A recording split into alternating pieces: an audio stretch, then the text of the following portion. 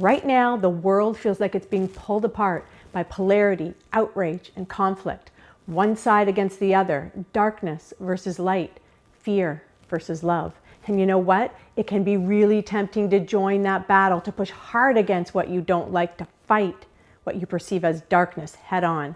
What I'm going to illustrate in this video are 3 main points aimed at waking us up to the actual nature of our reality so that we can unite with our higher mind and manage our energy and focus like a boss. I'm also going to give you 2 potent methods to help build this powerful version of you, so stay tuned. Okay, the first point is about your energy, your attention, and the life you experience, meaning you use your energy to focus on something and then that thing grows in your internal experience. Yes, it grows in your outside world too, but notice how you mostly live inside your own head. Please slow down for a minute and take that in. The world is in you, so that means you have more power than you think. The actual nature of reality is that it mirrors back the energy you're embodying. Basically, your inner world isn't separate from your outer one. What you rehearse inside, both emotionally and mentally, is what shows up outside. Now step back to the observer position again and notice, hasn't history shown us how foolhardy and ultimately irresponsible the path of fighting against things is? I know it's such a contradiction to what we have been taught. People say, fight for your rights, be in a war against what you don't want and what you think is wrong in the world. The trouble is, when you're against something, you give that very thing your energy, and it has no choice but to grow bigger. Remember, where you place your attention is where you place your energy. And if your attention is on scandals, disgust, and fear, you are literally feeding the very thing that you and your higher mind or greater self don't want. So this video is not about turning a blind eye to what you believe is wrong and throwing a happy face sticker on it. It's about doing what works to produce the outcomes you actually want. Now, my second point is that neuroscience backs this up. So what I'm saying about your attention isn't just theory. Neuroscientific studies support this understanding, like McCready, 2009 HeartMath study on coherence and physiology, to name one of many. Okay, so every time you focus on the same thought, your brain wires it more deeply into your neural networks. And this next understanding is pretty huge. Your body also gets a chemical hit from those emotions like anger, outrage, and resentment, perhaps even becoming addicted to those feelings. And that means soon you're not just thinking about the problems in the world, you're living in the emotional state of it.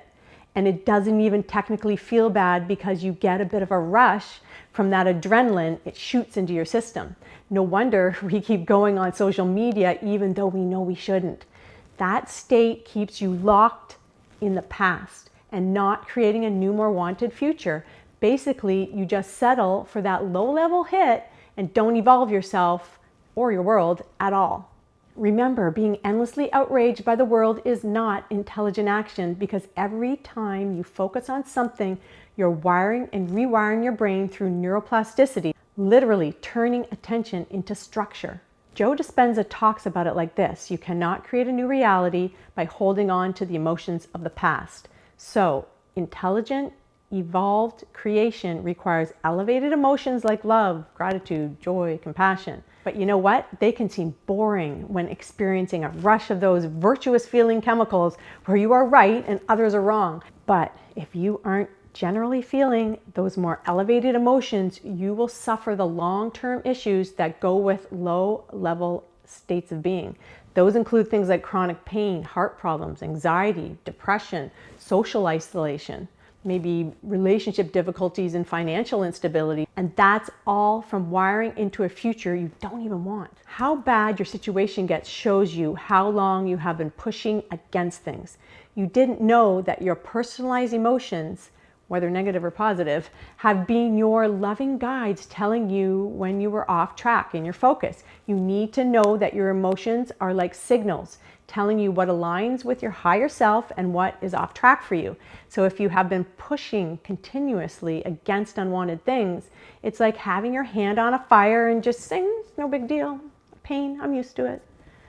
I do need to remind you though, don't confuse the rush of adrenaline you get when pushing against what you perceive as wrong in your world with the feeling of elevated emotions. They are not the same excitable kind of feelings. Please learn to differentiate between the two in your daily life. Remember, adrenaline equals fight, flight, sympathetic activation. It's short-term boosts, but are harmful for your long-term, while elevated emotions come together with the parasympathetic activation inducing healing and expansion. Now the third point, you can still have opinions and preferences. Basically, I need to make this important distinction. I am sure not saying hide from the world and don't have beliefs and opinions. Of course, you can look at what is occurring and have an outlook and preferences while also inserting proper boundaries for yourself. But here's the key, having opinions and taking action, both of them, isn't the problem. The problem is when you stay stuck in the fight instead of returning to your vision and active creation. When you pay attention and focus, it's like money, it's like your currency, and you don't want to spend too much on what you don't like. Ultimately, the polarities in the world aren't inherently bad. They make up the basis of our world. How do you know light experientially if you don't have dark? What is up if you don't have down? But my question is, how long are you going to hang out in the energy of what you don't want? And how much focus are you going to give to dropping into the vision you have for you and your whole world? When you get good at this, at being in this world but not of it, not wrapped up in the drama of it all, then you can know where you are going, and that is towards intelligent love, the basis of who we all are. Now, let's look at more of the science. Better feeling emotions don't just feel better, they actually shift your biology. Studies from the HeartMath Institute and others show that when people move into heart coherence, their immune system strengthens, their brain becomes more organized, and their electromagnetic field extends outward in a measurable kind of way. This improves brain function, lowers stress hormones, and even strengthens your immunity, meaning your biology confirms that you need to take better care of your attention and focus so that you become the boss of your mind and body. And as you become more of the boss of you, you don't just think differently, you broadcast differently. I've talked about that in other videos. And that broadcast matters because you are not separate from the field. You are actually constantly influencing it. On the quantum level, energy and observation collapse possibilities into reality, which means your focus is far more than mental. It's creative. Ultimately, when enough people focus on elevated emotions instead of divisive ones, the field itself begins to shift. So that's where real change happens, not in the argument, not in the polarity, but in the collective energy we radiate. The dark has never healed the dark. Only light dissolves the dark. Fear cannot dissolve fear. Only love has that power. So instead of being against what you don't want, stand fully for what you do want. Instead of putting your energy and attention into resistance, invest into your vision. Ask yourself, what world am I choosing? You're deciding and choosing all the time. And then embody the emotions of that future right now. Now, here are 2 action steps you can practice today. Number 1, a shift of focus. When you catch yourself scrolling the news, getting angry, or stuck in polarity, stop, close your eyes, and take 3 slow breaths. Then, instead of rehearsing the emotion of the problem, imagine the solution. Ask, if the world was healed, united and peaceful, what would that feel like inside me right now? Take your time, then breathe that emotion into your body until you can really feel it. It's okay if you can't feel it yet. Just bridge into it by saying something like, it's okay that I can't embody this feeling yet. I probably have too much momentum built up towards all of that drama I've been focusing on. That's all right. I will keep practicing and get there eventually. I know it's just a matter of time. By doing this, you are teaching your system who you are and who you're becoming. Your system needs to know that you're going to be there for you wherever you are at, like never before. You will get there when you get there. Make peace where you're at. That's huge. Now, number 2, build a daily broadcasting practice. That means each morning spend just 2 to 3 minutes conjuring up elevated emotions like love, gratitude, and compassion. Understand that you need to get into a relationship with your body by talking to it. Tell it, I am going to help strengthen you into memorizing these kinds of feelings because you deserve to feel good.